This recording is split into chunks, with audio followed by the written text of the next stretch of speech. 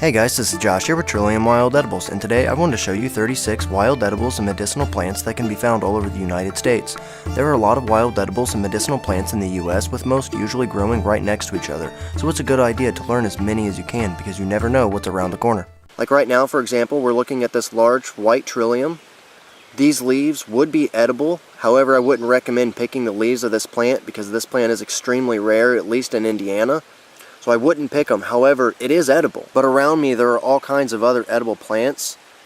Like here, for example, you can see a common greenbrier. These shoots right here are extremely delicious. These things are great raw. They're also really good sauteed in butter. That's my favorite way to prepare them, is saute them in butter with a little salt and garlic.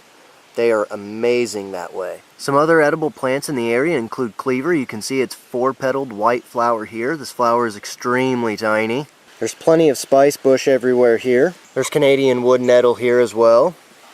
Of course, there's garlic mustard, which I pulled up. There's Jack in the Pulpit with its extremely distinct flower and very unique leaf pattern. We have a type of rosebriar growing in here. There's also false Solomon seal within the area. And if we come down by the creek, we'll find a lot of violets, especially white violets. You can see the flowers here, and you can see the leaves growing in. As you can see, these violet leaves are pretty good size. So between everything that I've just showed you here, you can get a substantial amount of food. All the while, you may be looking for mushrooms and not finding anything. All those different plants that I just showed you guys are right within that area, right at the end of my boken. So that's a really small area that you could have gathered a lot of food. And then here we are, just a few more steps away from that, and here's this really nice wood sorrel growing in. You can see just how large these leaves are. And again, these are going to be extremely substantial, especially when mixed with like all those violet leaves and some violet flowers. You know, cook up some nettle greens, have some of the garlic mustard. You know, you could actually walk out of here with quite a bit of food. You know, and there's some spice bush over there. You can make some spice bush tea and get yourself some food, something to drink. Right now we're looking at a raspberry, and I can tell this just mainly because it has this kind of like white, almost powdery coating along the stem. It has its distinct set of 3 leaves with teeth on the edge of the margins or on the edge of the leaf. And of course, just like any other bramble or raspberry or blackberry, it has thorns. Of course, there's dandelion here. There's a lot of broadleaf plantain. We have a variety of wild lettuce which is getting ready to flower, as you can see here. It's got these little flower buds starting. And you can tell it's a variety of wild lettuce because of this leaf. Wild lettuce's leaves are very distinct, and another way that you can tell is the milky sap whenever you pluck off one of the leaves. I always like to pluck off one of the small leaves so I'm not causing very much damage. And that's one of the best ways that I like to do a test. Now this milky sap is actually bitter and toxic if you eat it in large quantities or consume it in large quantities, mainly because it contains opiates which needs to be cooked out. Yeah, this is called lettuce, but it has to be cooked, boiled in 2 changes of water before you can actually eat it. You cannot eat it raw. However, this plant has a much better use medicinally, and that's as a calmative or a nerve calmative or a sedative, and that's because of those opiates that it contains. There's also blackberries here, so there's raspberries, blackberries, dandelion, plantain, wild lettuce, all of that just right there in that small area.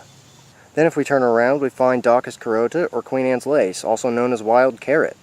This is an edible plant as well, just literally 2 steps away behind us. Underneath that we have quite a bit of red clover. There's also a lot of white clover in the area as well because it's a kind of a grassy area in between 2 tree lines. Here you can see the leaves of the white clover, and there you can see the flowers of the white clover. And again, those are edible as well.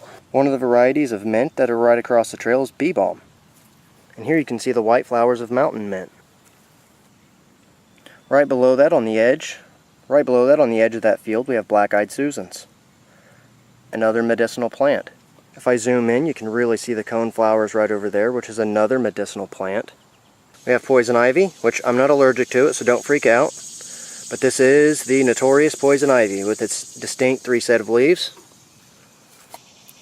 Here we can see some yarrow flowers, which just barely passed its flowering stage at this point, but it's still perfectly usable. Yarrow you can use any time of the year that you find it growing, which is nice. Mind you, I haven't even began to talk about the trees or the shrubs.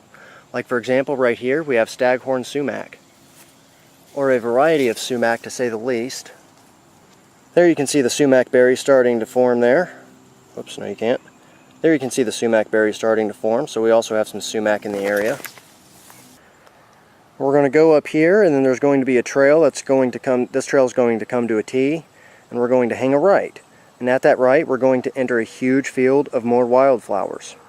So I'll show you that when I get there. Well, I didn't even get there, and I already spotted more plants. Right there you can see a stinging nettle.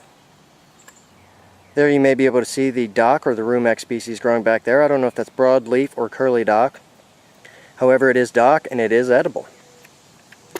There you can see quite a bit of echinacea or coneflower growing right there.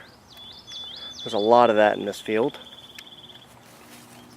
along with bee balm and all kinds of other good stuff.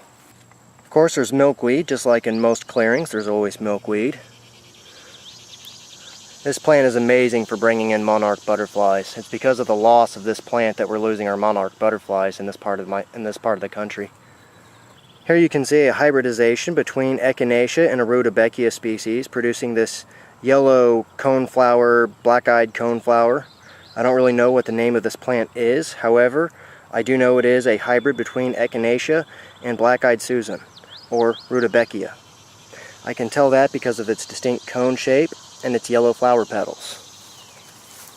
We also have wild quinine in this area. The main reason for that is because where I'm at is more like a prairie habitat. I can tell it's wild quinine because of its very distinct white flowers and its very stiff, papery-like, lance-shaped leaves with its very sharp teeth. These leaves, as you might be able to hear, they actually sound quite a bit like paper. They feel a lot like paper too. They're very, very thick. You may also notice that the leaves alternate all up and down the stem. So those are the couple of ways that I can tell that this is wild quinine. This was an extremely important medicinal plant in the 18th and 19th centuries and still remains to be an important medicinal plant to this day.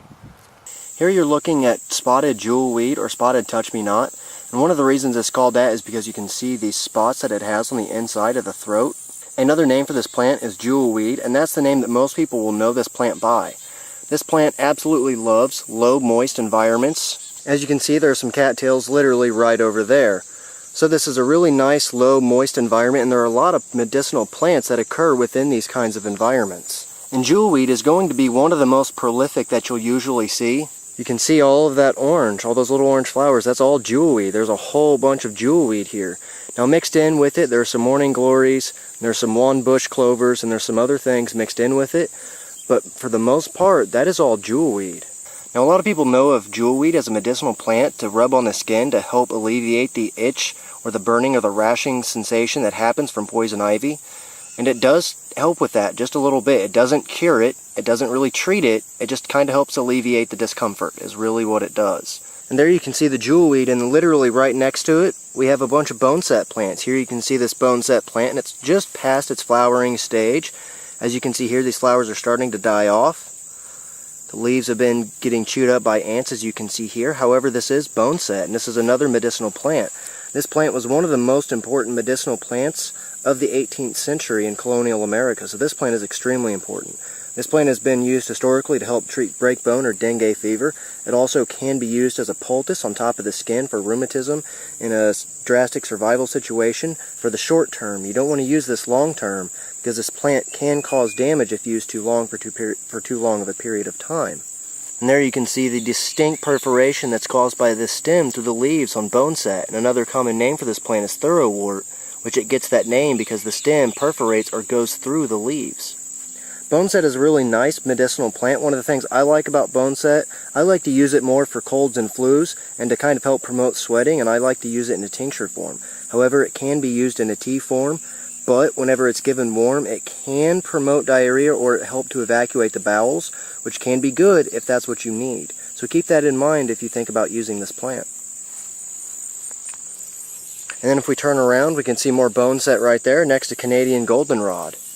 Here you can see this really nice flower cluster of Canadian goldenrod. You can also see some of this morning glory vine kind of growing along and twining around with it. Canadian goldenrod is well known for its ability to take over fields, and it's also well known for its ability to cause allergies. However, a lot of people who think they're having goldenrod allergies, they're actually experiencing allergies from the ragweed. However, this plant's pollen can cause allergies and some people are allergic to it. But this is another great medicinal plant. This plant can be used for fevers. It also can be used as an expectorant. It can help with colds. This is a really good plant to know just in case you're in a survival situation.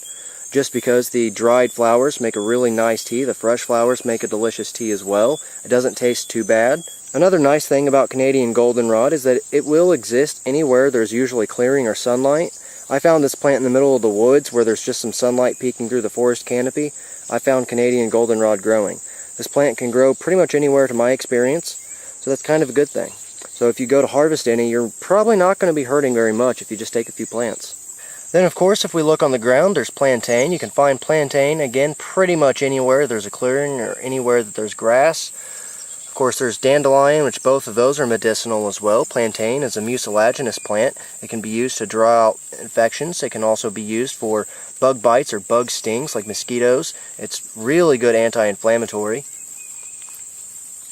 The dandelion is a really good blood thinner. Its nutritive salts contain a lot of blood thinning properties, and it's also very good for the heart. They contain a lot of vitamin A, and the dandelion root also makes an acceptable coffee substitute. And as we continue to go down this way a little bit, I have to take a few more steps. And here you guys may be able to see the blue flowers of great blue lobelia, or Lobelia syphilitica. And that's one of the things this plant was actually used to treat back in the 18th and 19th century with syphilis. However, it didn't really work too terribly well. It's better to be used in place of Lobelia inflata. And Lobelia inflata is a relative of this plant, and Lobelia inflata is a lot more potent. So that's one reason why it's recommended by a lot of herbalists that beginners use blue lobelia instead of Lobelia inflata, because it's not as strong. However, it does work just the same, and they can be used for a lot of the same uses. Here, this blue flower that you see is the flower of blue lettuce. Now, this is one of the many varieties of wild lettuce that occurs within the state of Indiana and within the eastern woodlands. Now, there are a lot of varieties of wild lettuce, and they're usually very difficult to separate one from another. However, during their flowering time, they're usually a lot easier, just because of the color of the flowers. One nice thing about blue lettuce is that it generally grows quite tall, and here's a very medium-sized plant that you can see here. It's only about 3.5, maybe 4 feet tall at the most. Whereas if I turn around, and you can see this thing, you can see this big blue lettuce plant growing up there. Maybe kind of hard to see, but it's right at the tip of my index finger. You can see the flower cluster right there. That plant is absolutely huge. There's its flower cluster there. I know this may be kind of hard to make out on camera, but this plant is about 10 feet tall. And this is one of the tallest plants that grows within the eastern woodlands within the forests. And it's the tallest species of wild lettuce that we have here within the eastern woodlands. One of the many uses, some of the medicinal uses of this plant is to be used as a sedative. Many Native American tribes within the woodlands and across the United States of America use the dried leaves and herbal smoking mixtures as a sedative or to help calm the nerves. Another good thing about this plant is you can use it in tincture form for the same thing. So that's some of the main uses for this plant. It does have others, however, it's best used just to kind of help calm the nerves. But the reason it's a sedative is because it contains opiates. So you've got to be aware of that and make sure that you're not using too much over too long a period of time, because, again, those opiates can cause your body a lot of harm. So be cautious of that when you decide to use this plant. While it is called lettuce, these leaves cannot be eaten raw. They do have to be cooked because of the opiates they contain and the milky latex or the milky sap that this plant has within it. You know, like if I pluck this leaf, there you can see that milky sap starting to come out. And that's why you have to boil these leaves in 2 changes of water. However, this is another medicinal plant. Another medicinal plant that usually occurs anywhere within moist forest land or anywhere within moist land where there is trees, you'll usually find this Canadian sanicle. This is a great medicinal plant. It's really good for inflammation or cuts. It is a pain reliever. It does help to relieve the pain of bruising and the marks of bruising. You can use the leaves, you can use the flowers, you can use the seed clusters, you can use the entire plant for helping to heal inflammation. You can even put it in your bath water. This plant works really well mixed with yarrow and plantain. Whenever you make it into a salve or a balm for topical treatment, this plant works really, really well. All the plants that we just talked about go all the way down to that clearing. So you can see in just a very short distance there is a lot of plants and there's a wide abundance of medicine available to you within swamplands. Yes, the mosquitoes are very bad. However, the medicine that's here is sometimes worth it, especially if you really need it. So I thank you guys for watching this video. I hope you enjoyed it, and I hope you learned something. If you want to learn more about edible or medicinal plants, make sure to subscribe.